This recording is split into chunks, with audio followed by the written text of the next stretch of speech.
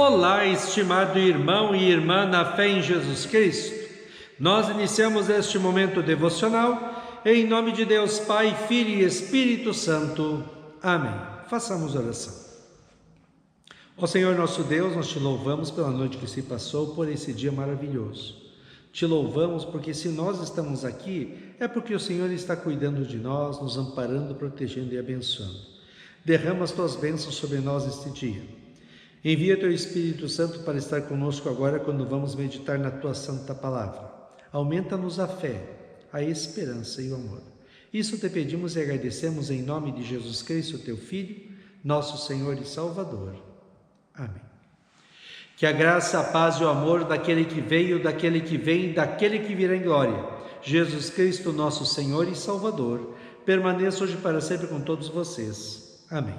Queremos meditar nas palavras do Evangelho de Mateus, capítulo 26, versículos 69 a 75, que diz assim: Pedro estava sentado lá fora no pátio, quando uma das empregadas chegou perto dele e disse: Você também estava com Jesus da Galileia. Mas ele negou diante de todos, dizendo: Eu não sei do que é que você está falando.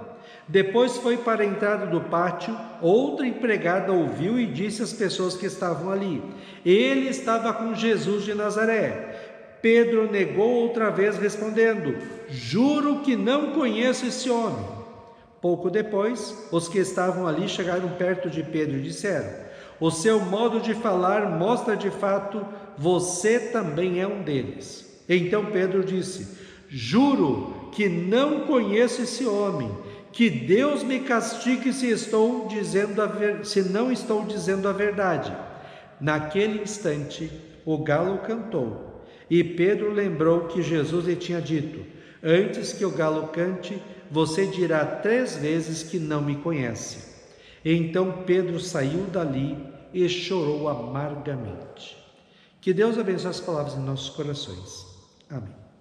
Estimado irmão e irmã, o que chama mais a sua atenção neste relato da vida do apóstolo Pedro foram as vezes que ele negou que conhecia Jesus, inclusive até jurando que não conhecia Jesus.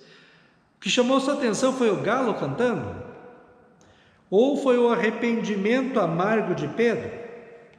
O que me chama a atenção neste texto é que somente Pedro, mesmo de longe, ficou com Jesus. Os outros discípulos fugiram, desapareceram. Somente Pedro acompanhou Jesus.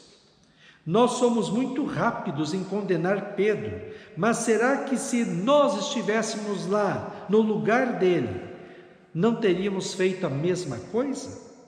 Aliás, toda vez que pecamos, estamos imitando Pedro em pecado.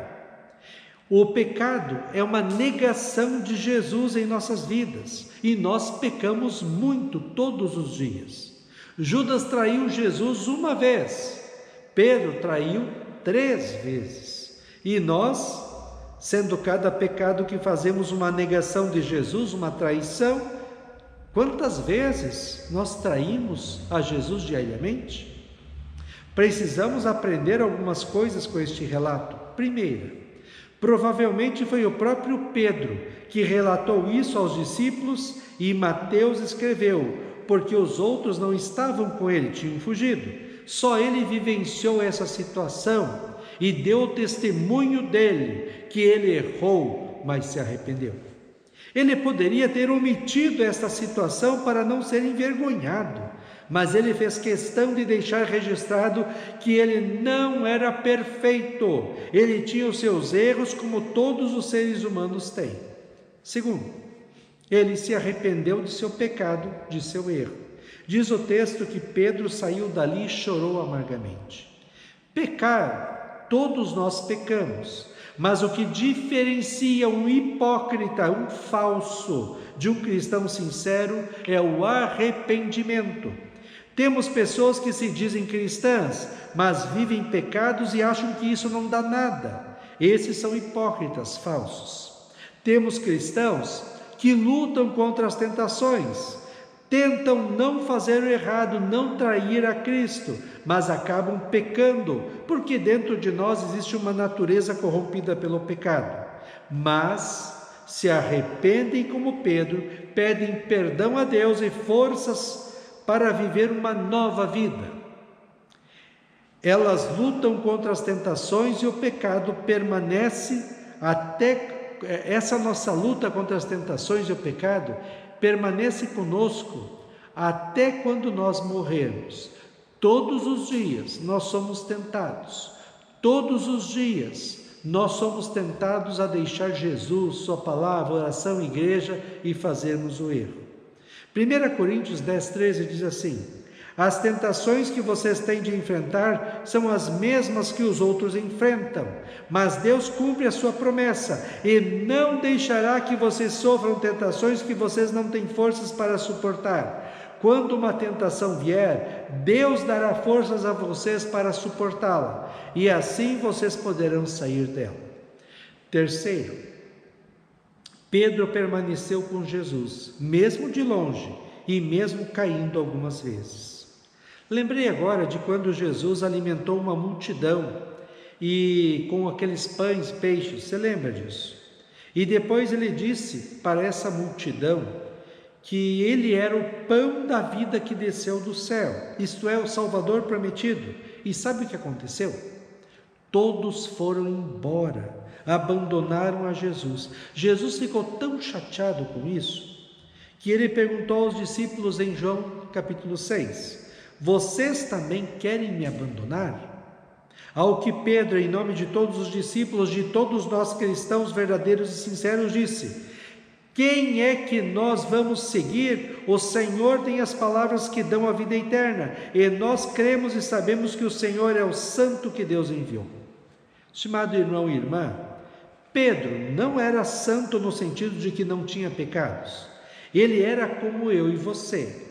Só que a diferença entre Pedro e muitos que se dizem cristãos é que nunca abandonou de fato Jesus. Mesmo de longe, permaneceu junto dele. Mesmo pecando, ele permaneceu na fé.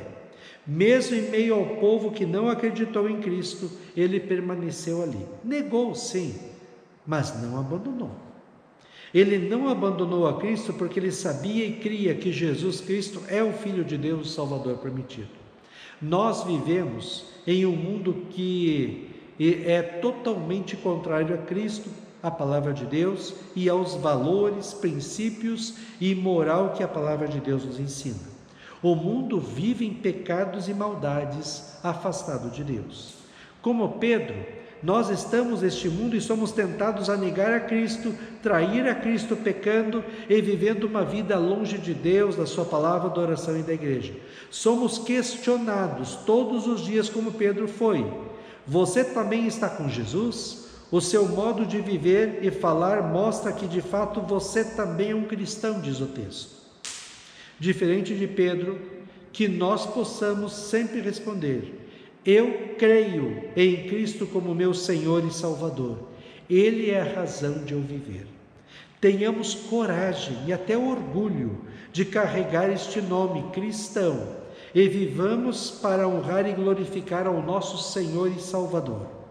O Salmo 97, 10-12 diz assim: vocês que amam a Deus, o Senhor, odeiem o mal. Ele protege a vida dos que lhe são fiéis e os livra do poder dos maus. A luz ilumina a vida dos honestos e a alegria ilumina o caminho dos que obedecem a Deus. Que o Senhor seja a alegria de vocês que são obedientes a Ele. Que o Santo de Israel, Santo Deus, seja louvado. Amém. Façamos oração. Ó Senhor nosso Deus, perdoa os nossos muitos pecados. Sabemos que não deveríamos pecar e não queremos pecar, mas as tentações vêm, nós pecamos, nós traímos a Cristo e nós pedimos: perdoa-nos e dá-nos força para enfrentarmos e vencermos as tentações, que possamos viver uma vida santa, bonita e agradável a Ti, que a nossa vida seja uma forma de nós prestarmos culto e adoração a Ti, que nós possamos sempre nos arrepender dos pecados, voltar a Ti através de Jesus Cristo e tentar viver uma vida que Te agrade. Ó Deus, fica conosco neste dia, cuida de nós e dá-nos sabedoria. Isso Te pedimos e agradecemos em nome de Jesus. Amém. Receba a bênção do Senhor. O Senhor te abençoe e te guarde. O Senhor faça resplandecer o seu rosto sobre ti e tenha misericórdia de ti. O Senhor sobre ti levante o seu rosto e te dê a paz. Amém.